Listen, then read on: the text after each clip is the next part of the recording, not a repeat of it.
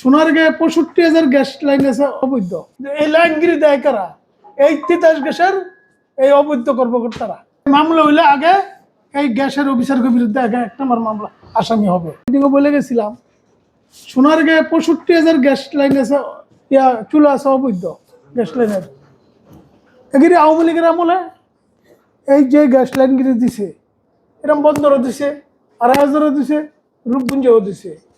এই অবৈধ গ্যাসের সাথে এই সোনা ফ্যাক্টরির সাথে সম্পূর্ণ আমি আমার সোনারগাঁও আইনশৃঙ্খলা মিটিংয়ে আমি বলছিলাম যে মামলা হইলে আগে এই গ্যাসের অফিসারের বিরুদ্ধে আগে 1 নম্বর মামলা আসামি হবে। প্রত্যেকটা লোকে তারা জড়িত। আমরা সরকারের কাছে বলতে পারি যে এগুলি বৈধ করে দেন নাকি, এর বেশি তো আমাকে কিছু করার নাই। এই লাইনগিরি দেয় কারা? এই তিতাস গ্যাসের এই অবৈধ কর্মকর্তারা।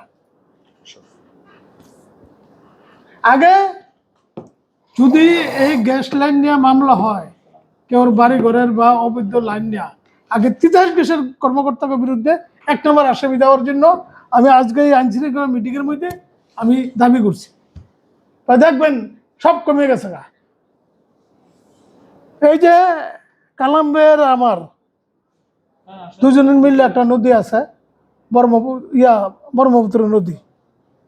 মেঘনাথ থেকে বা বিভিন্ন ডিস্ট্রিক্টের থেকে বালুর বলগেটগিরি এটা ঢুকার আগেই তাদের সাদা শুরু হয়ে যায়। আবার বলে মোবাইলে বলে সাদা দিয়ে দেয়, কেমন জানি না।